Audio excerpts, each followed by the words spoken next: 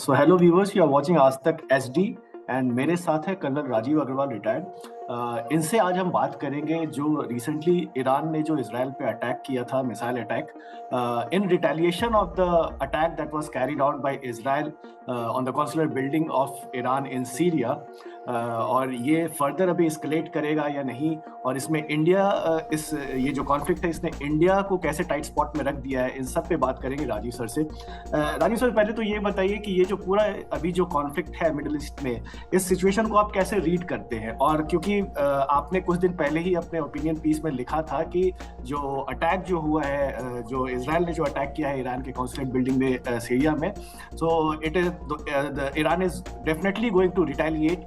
और हालांकि पहले भी ईरान और इसराइल में कॉन्फ्लिक्ट बहुत सालों से रहे हैं, लेकिन पहली बार ऐसा हुआ है कि ईरान ने डायरेक्ट अपने टेरिटरी से अटैक किया है इसराइल पे। तो ये पूरे सिचुएशन को आप कैसे रीड करते हैं? आप जरा व्यूअर्स को समझा दीजिए प्लीज। जैसा कि हम देख रहे हैं कि पिछले कुछ दिनों में जिस प्रकार से डेवलपमेंट हो रहे हैं गाज़ा वॉर में, वो काफ़ी एक ख़तरनाक मोड़ पे चलते जा रहे हैं। और अगर मैं आपको कुछ हफ्ते पहले लेके जाना चाहूँ तो 25 मार्च को जब यूएन सिक्योरिटी काउंसिल में रेजोल्यूशन पहली बार पास हुआ था इस वॉर के ऊपर कि भाई इमीडिएट सीज फायर होना चाहिए, अनकंडीशनल रिलीज ऑफ होस्टेजेस होना चाहिए, तो एक छोटी सी उम्मीद बनी थी कि शायद इजराइल और हमास इस यूएन सिक्योरिटी रेजोल्यूशन के ऊपर मानेंगे उसकी बात, और शायद कुछ पहल करेंगे कि भाई ये 6 महीने से जो लड़ाई चल रही है इसमें कुछ विराम लगे। लेकिन जैसे ही यूएन सिक्योरिटी काउंसिल ने इसको पास किया, उसके तुरंत बाद ही इजराइल ने उसे नकार दिया बिल्कुल बुरी तरह। और इजराइल के प्रेशर में आके यूएस ने भी उसको बोल दिया कि भाई ये नॉन बाइंडिंग था और ये इजराइल के ऊपर है कि वो क्या करना चाहता है, नहीं करना चाहता। और हमस ने भी फिर इन टर्न उसके ऊपर कोई तवज्जो नहीं दिया और उसको जो है डिसमिस कर दिया, कह के कि ये हमारी जो मेन शर्तें थी उसके ऊपर कामयाब नहीं है। तो एक ये बहुत दिनों से जो मुहिम चल रही थी एक दोबारा फेल हो गई। और फिर अचानक 1 अप्रैल को, जिसके बारे में आपने अभी मेंशन किया, खबर आई कि इजराइल ने ईरान के जो डेमेस्कस में कॉन्सुलेट है उसके ऊपर अटैक किया, जिसमें कि IRGC के 7 कमांडर्स मारे गए, जिसमें कि उनका एक बहुत मेन कमांडर था जो कि पूरा लेबनान और सीरिया में ऑपरेशंस के लिए जिम्मेवार था। बट अगर आपको ध्यान हो, जो मैंने लिखा भी था, ये पहली बार नहीं था कि ईरान के किसी सीनियर लीडर को इजराइल ने मारा। बट इस बार डिफरेंस सिर्फ यही था कि इस बार उन्होंने डेमेस्कस में जो कंसुलेट बिल्डिंग थी उसके ऊपर अटैक किया। और हम सब जानते हैं दैट वियना कन्वेंशंस के अंडर, इंटरनेशनल वर्ल्ड ऑर्डर के अंडर, किसी भी कंट्री की दूसरे देश में जो कंसुलेट या एम्बेसी की बिल्डिंग होती है उसे आप एक सोवरेन टेरिटरी की तरह कंसिडर करते हो, और अगर उसके ऊपर कोई डायरेक्ट मिलिट्री अटैक होता है तो आप उसको जो है एक एक्ट ऑफ वॉर के रूप में समझते हो। तो जब ईरान के डेमेस्कस कंसुलेट के ऊपर अटैक हुआ तब आपने देखा कि तस्वीर वॉर की बिल्कुल बदल गई। ईरान ने तुरंत यूएन सिक्योरिटी काउंसिल में भी कहा, और अदरवाइज भी उनके सुप्रीम लीडर ने, प्रेसिडेंट ने, IRGC कमांडर ने, जितने भी उनके लोग हैं, उन सब ने आके बिल्कुल क्लियरली कहा कि भाई इस बार जो इजराइल है उसको पनिशमेंट ज़रूर मिलेगी, पनिशमेंट काफ़ी मैसिव होगी और पनिशमेंट डायरेक्टली ईरान से ही आएगी। जब मैंने इस पूरे सिचुएशन को एनालाइज किया था और पास्ट के जो इश्यूज थे उनको एनालाइज किया था, तो 2 चीज़ें बहुत क्लियर निकल के आई थी कि पहली बार तो 1988 में जब ईरान इराक वॉर ख़त्म हुआ था, उसके बाद से आज तक ईरान ने अपनी टेरिटरी से किसी भी देश के ऊपर मिलिट्री कॉन्फ्लिक्ट लॉन्च नहीं किया था। जबकि इन पिछले 36 सालों में कितनी ही ऐसी सिचुएशंस आई हैं जब ईरान के ऊपर काफ़ी मुश्किलें और काफ़ी मिलिट्री अटैक हुए हैं, उनके साइंटिस्ट मारे गए हैं, उनके न्यूक्लियर प्लांट पे अटैक हुआ है, वगैरह वगैरह बहुत सारी चीज़ें हुई। तो पहली ये थी। दूसरा बात जो सबसे मज़ेदार थी वो ये थी कि इजराइल और ईरान के बीच में टेरिटरी टू टेरिटरी कभी भी लड़ाई हुई नहीं। इनफैक्ट जो अरब इजराइल वॉर हुए 1948 में, 63 में, 73 में, उसके दौरान भी इजराइल अरब कोलिशन का पार्ट नहीं था। तो ये 2 बहुत बड़े ईरान उस कोलिशन का पार्ट नहीं था। सो ये 2 बहुत बड़े मुद्दे थे जो कि पास्ट में जो हो रहा था उससे आपको बिल्कुल अलग ले जा रहे थे। और उसके बेसिस पे जो है जो ईरान ने कहा और उसके बाद जो 13 तारीख को किया वो एक बहुत अनप्रेसिडेंटेड है और एक बहुत डेंजरस एस्केलेशन की तरफ हमें ले जा सकता है। एग्जैक्टली जो आपने बात कही सर, एस्केलेशन की तरफ ले जाता है, क्योंकि जैसे अभी इंडिया ने भी रिस्पॉन्ड किया कि situation to deescalate, it should not escalate further.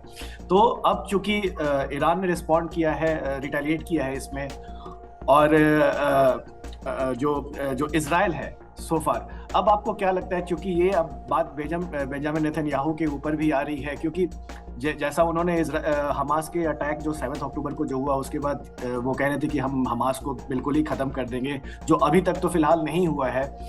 उनको बेंजामिन नेतन्याहू के लिए ये अटैक फर्दर एस्केलेट करने के लिए एक ट्रिगर पॉइंट हो सकता है। और आप कैसे देख रहे हैं कि ये सिचुएशन अभी और फर्दर एस्केलेट होगी, there will be a complete one on one war between Iran and Israel? कैसे देखते हैं इसको? हाँ, जहाँ तक ईरान का सवाल है, जैसे ही 13 अप्रैल को उन्होंने स्ट्राइक किया, उसके तुरंत में कुछ घंटों के अंदर ही उनका जो परमानेंट मिशन है यूएन में, न्यूयॉर्क में, उसने स्टेटमेंट दिया कि भाई हमने यूएन चार्टर के आर्टिकल 51 के अंतर्गत ये अटैक किया था, जो हमारे एक सेल्फ डिफेंस के ऊपर है। और उसमें क्लियरली लिखा भी है कि भाई अगर किसी देश या उसकी टेरिटरी पे कोई मिलिट्री अटैक होता है तो सेल्फ डिफेंस में वो उसके अगेंस्ट मिलिट्री एक्शन ले सकता है। और उन्होंने कहा भी we treat this matter as closed, तो अब हम कोई इस पर और कार्रवाई नहीं चाहते हैं। दूसरा, उन्होंने कहा it was more of a defensive action. तीसरी बात, we targeted only military targets and no civilian casualties और no civilian areas were targeted. बहुत सारे एनालिस्ट और एनालिसिस में आ रहा है कि भाई 200 ड्रोन लॉन्च हुए थे, 150 मिसाइल थे, एटसेट्रा एटसेट्रा, बट इसके बारे में किसी को अभी नहीं मालूम कि उन ड्रोन्स का अगर मुकाबला नहीं होता तो कहाँ पे लैंड करते, कितने उसमें से असली ड्रोन थे जिसमें वॉरहेड थे, किसमें उसमें डमी ड्रोन थे जो कि सिर्फ एयर डिफेंस को चैलेंज और एंगेज करने के लिए थे। बट बहरहाल जो फाइनल स्टोरी है वो ये है कि ईरान के जो भी मिसाइल इजराइल में पहुंचे वो सिर्फ उनके एयरबेस पे पहुंचे, उसके एयरबेस पे ही जो डैमेज हुआ है, कोई सिविलियन कैजुअलिटी नहीं हुई है, कोई मिलिट्री पर्सनल की भी कैजुअलिटी नहीं हुई है। सो ईरान ने ये करके जो है वो एक तरह से इजराइल को दुविधा में डाल दिया है कि अब अगर वो रिप्लाई करता है तो किस बिनस्बत करता है और कितने हद तक करता है। दूसरी जो सबसे इम्पोर्टेंट बात है जो आज सुबह हमें पता चली, बिकॉज 12 घंटे यूएस में टाइम पीछे चलता है, कि यूएस ने बिल्कुल क्लियरली नेतन्याहू को मैसेज दे दिया है कि अगर आप डायरेक्ट वॉर ईरान से करेंगे तो हमारे सपोर्ट की कोई उम्मीद ना करें, और then you are on your own. और हम सब जानते हैं कि इवन जो परसों रात वाला जो ईरान के बराज था, जो अटैक जो ड्रोन और मिसाइल्स का था, उसमें अगर यूएस के, यूके के, फ्रांस के और बाकी सब ने मिल के जो कंबाइंड एफर्ट नहीं होता तो इजराइल अकेला इतने रॉकेट्स, मिसाइल्स और ड्रोन्स को डाउन नहीं कर पाता। सो अभी it is a catch 22 situation for Netanyahu and Israel की उन्होंने करना है तो किस हद तक करना है, क्या वो भी ईरान की तरह किसी एक मिलिट्री टारगेट को ही टारगेट करेंगे या नहीं करेंगे, और अगर करेंगे तो वो किस हद तक जा सकते हैं। मिलिट्री माइट की अगर बात करें सर, जैसे अमेरिका ने बोल दिया है कि if Israel goes for a war it will be on its own, तो इन केस अगर ईरान और इजराइल में वॉर होता है, how do you read the military strength of both these countries? Nishant, इसमें दो बहुत इंपॉर्टेंट बातें हैं समझने वाली, जो मैंने लिखा भी है, शायद आपने पढ़ा होगा। पहला है कि इन दोनों देशों के बीच अगर लड़ाई होगी तो किस प्रकार की होगी। मिलिट्री स्ट्रेंथ की तो हम बाद में बात करेंगे कि भाई किसके पास कितने बंदे हैं, कितने टैंक्स हैं, कितने मिसाइल हैं। सबसे इम्पोर्टेंट है समझना कि अगर ये लड़ाई होगी तो किस प्रकार से होगी। इजराइल और ईरान नेबरिंग कंट्रीज नहीं है, दोनों के बीच में मिनिमम 1700 से 1800 किलोमीटर की दूरी है। सो इस तरह की लड़ाई में, जो कि एक स्टैंड ऑफ लड़ाई होगी, जिसमें कि आप ये इन्विजन नहीं कर रहे हैं कि भाई इजराइल प्लेन्स में भर के ट्रुप्स अपने वहाँ पे लैंड करेगा और टैंक्स अनलोड करेगा, इस तरह की लड़ाई हो नहीं सकती। So all that we are looking for is a standoff fight. Now जब स्टैंड ऑफ वॉर होता है उसमें आपकी कितनी मिलिट्री पर्सनल थे, नहीं थे, कोई फर्क नहीं पड़ता, कितने टैंक हैं, कितनी आर्टिलरी गन है, इससे इन नंबर से कोई फर्क नहीं पड़ता। फर्क किससे पड़ता है, आपकी एयरफोर्स की कितनी सुपीरियरिटी है, आपका मिसाइल प्रोग्राम जो है वो कितना तगड़ा है, आपके एयर डिफेंस सिस्टम है वो कितने तगड़े हैं, और अब जो लेटेस्ट जो डायमेंशन ऐड हुआ है मिलिट्री प्लेटफॉर्म से, वो है कि आपके ड्रोन्स कितने इफेक्टिव हैं, both in terms of range, in terms of carrying payload and in terms of evasion of the air defense or anti-drone systems. तो ये दो मुद्दे बहुत अलग हैं। दूसरी बात अगर मैं इसमें कहना चाहूँ तो वो ये है कि ईरान के पास इसमें एक बहुत बड़ा एडवांटेज है, वो ये है कि इजराइल तो ईरान के बॉर्डर पे जाके लड़ाई नहीं कर सकता, बट ईरान इजराइल के बॉर्डर पे तीनों तरफ से अपने प्रॉक्सीज के थ्रू लड़ाई रख सकता है। उससे क्या होगा, उससे इजराइल के ग्राउंड ट्रुप्स, उसके टैंक्स, उसके गन्स फिर भी प्री ऑक्युपाइड रहेंगे, जबकि ईरान का कोई भी ग्राउंड फोर्सेस इस तरह की लड़ाई में प्री ऑक्युपाइड नहीं रहेगा। तो ये सारी बातें जब हम देखते हैं तो एक बहुत ही कॉम्प्लेक्स पिक्चर इमर्ज होती है कि एक दो देश जो लड़ाई करने जा रहे हैं, दोनों पोटेंट मिलिट्री पावर हैं, दोनों के पास स्टैंड ऑफ मिलिट्री प्लेटफॉर्म्स बहुत अच्छे हैं, और दोनों के बीच की दूरी 1700-1800 किलोमीटर, जिसके बीच में 2 या 3 देश और आते हैं। तो आप किस तरह से इसको इन्विजन करोगे इस लड़ाई को होने? लास्ट सर, बिकॉज ये इंडिया के लिए बहुत इंपॉर्टेंट है, क्योंकि इंडिया के रिलेशंस इजराइल से और ईरान दोनों से ही काफ़ी वो अच्छे रहे हैं। इजराइल ने तो इनफैक्ट हमें काफ़ी मदद की है डिफेंस सप्लाई में, इवन कारगिल में भी। और द थिंग इज़ कि इजराइल में अभी भी करीब 18,000 से ज़्यादा इंडियंस वहाँ पे हैं। सेम विथ ईरान, क्योंकि 5 से 10,000 करीब इंडियंस ईरान में भी हैं। मुझे ये बताइए कि अगर ये चीज़ें एस्केलेट होती है तो इंडिया का पोजीशन क्या रहेगा? और ईरान और इजराइल तो खैर डिफेंस पॉइंट ऑफ व्यू से इंडिया के लिए काफ़ी इंपॉर्टेंट एक अलाई है, लेकिन ईरान का स्ट्रैटेजिक पॉइंट ऑफ व्यू से इंडिया के लिए अच्छे टर्म्स कितनी ज़रूरी है, उसको अगर आप एक्सप्लेन कर सकें। और ये अगर एस्केलेट होता है तो फिर इंडिया के लिए पोजीशन कितनी टफ हो जाएगी? देखिए, पिछले 10 साल में जो इंडियन फॉरेन पॉलिसी का जिस तरह से रुझान रहा है, उसमें सबसे ज़्यादा सक्सेस अगर कहीं मिली है इंडिया को तो वो अनडाउटेडली वेस्ट एशिया रही है। कितनी ही हमने स्ट्रैटेजिक पार्टनरशिप्स की हैं, यूएई हो गया, सऊदी अरेबिया हो गया, इजिप्ट हो गया। हमारे बहुत बड़े बड़े मुद्दे हैं जो कि वेस्ट एशिया से लिंक्ड हैं। हमारे 8.5 मिलियन लोग वहाँ पे रहते हैं उस रीजन में।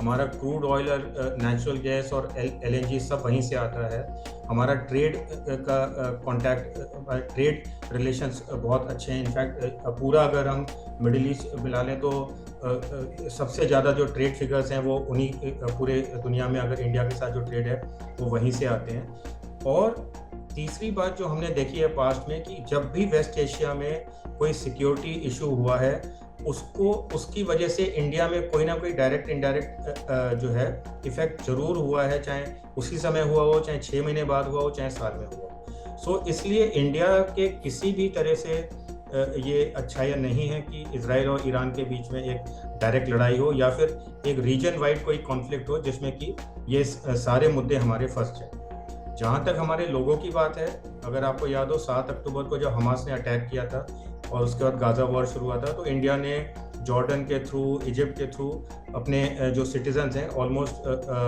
2 से 3 हज़ार लोगों को निकाला था। और पिछले मेरे ख्याल से 10 सालों में, जब से हमने यमन में ऑप राहत किया था 2015 में, तब से हमने इतने देशों से अपने लोगों को सक्सेसफुली निकाला है कि एक तरह से अब एक वेल ऑयल्ड मशीन हो गई है जो हमारे इवैक्यूएशन वाली प्रोसेस है। हाउएवर जिस तादाद में लोग गल्फ रीजन में रहते हैं, अभी हम सिर्फ ईरान और इजराइल में कुछ हज़ार जो लोग हैं उनकी बात कर रहे हैं, बट अगर ये कॉन्फ्लिक्ट बढ़ता है और देश इन्वॉल्व हो जाते हैं तो it is a logistic nightmare जिस तरह से डिमांड्स आएंगी लोगों को निकालने। Okay, thank you Rajiv sir, thank you for talking to us.